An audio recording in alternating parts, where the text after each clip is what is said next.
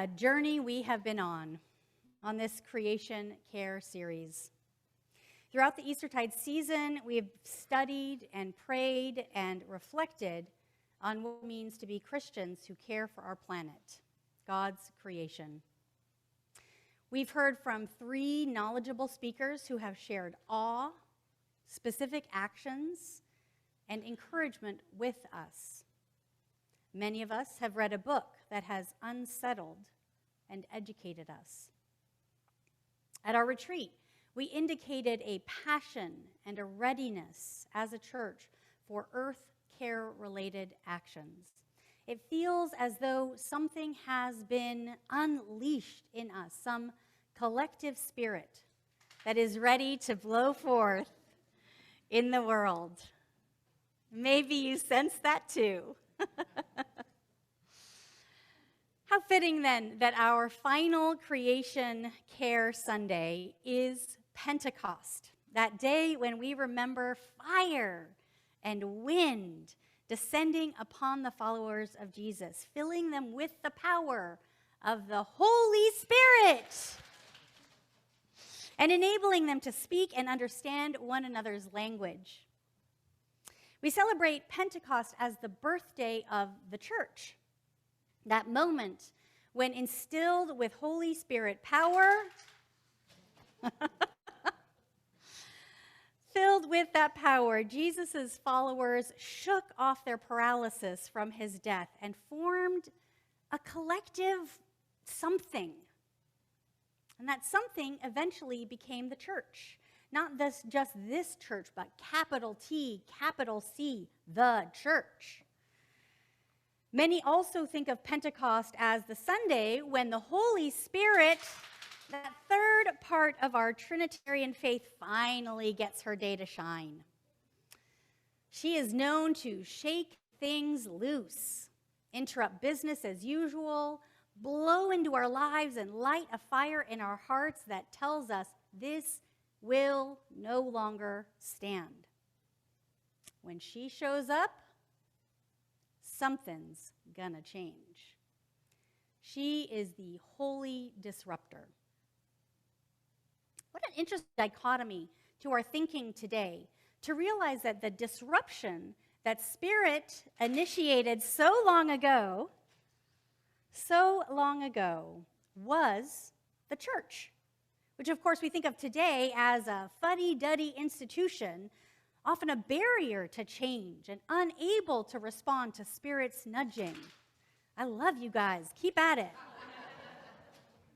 It catches us by surprise when we realize that church was the disruption on Pentecost. In the midst of their individual grief over the world which they believed had ended with their teacher's death, Jesus' followers had come together that morning. The Holy Spirit rode in that Pentecost morning and caused the scales of individual grief to fall away as the followers spoke to each other. The church was the response to the Spirit's holy disrupting breath. The church was the disruption to their individual loops of despair.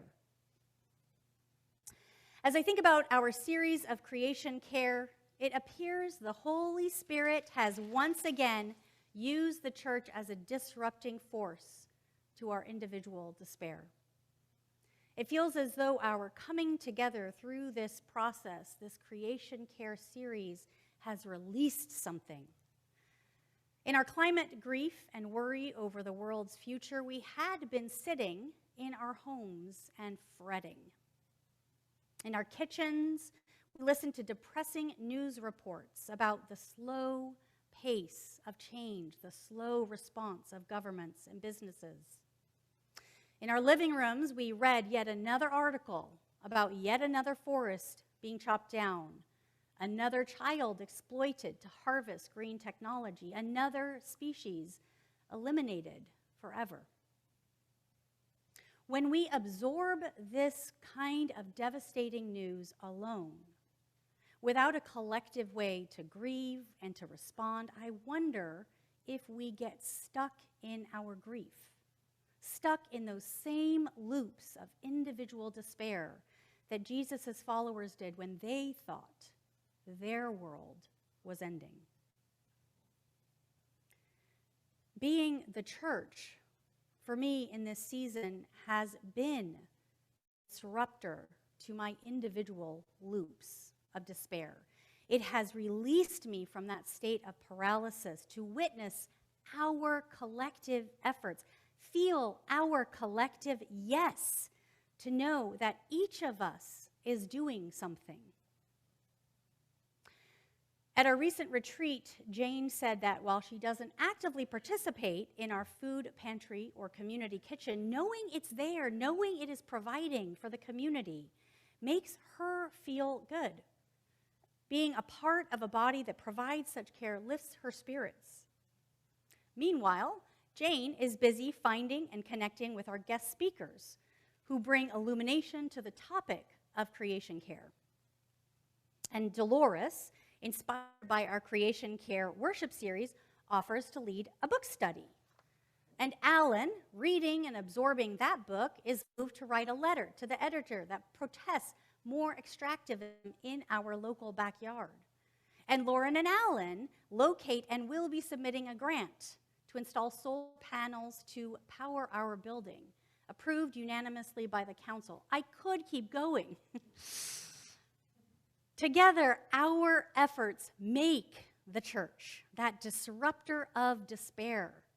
And we get to experience the joy and the hope in all that we do.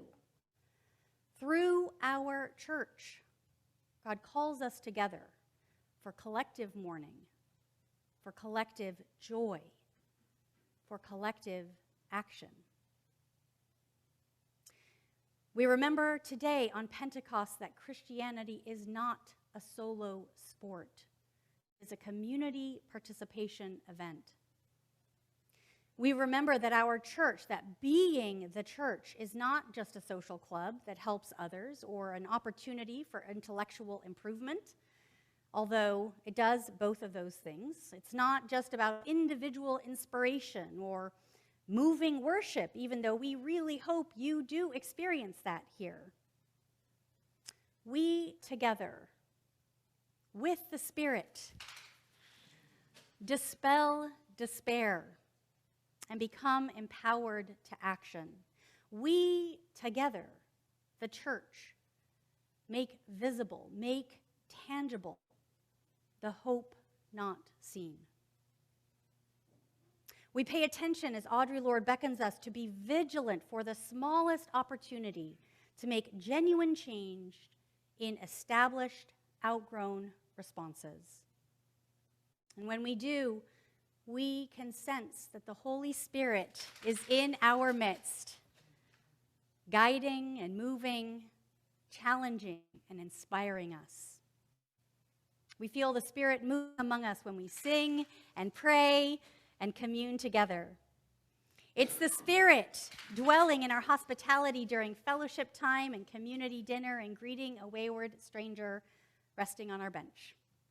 The Spirit present among us nudges us to say yes or sometimes no to needs we see in our midst.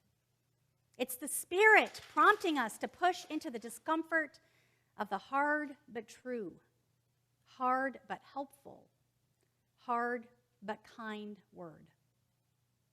It's the Spirit who troubles our peace and brings peace to our troubles. Spirit moves among this body, blowing her bracing wings and placing tongues of fire on each of our heads to give us courage that help us take the step that sweep us up into the communal yes. Yes.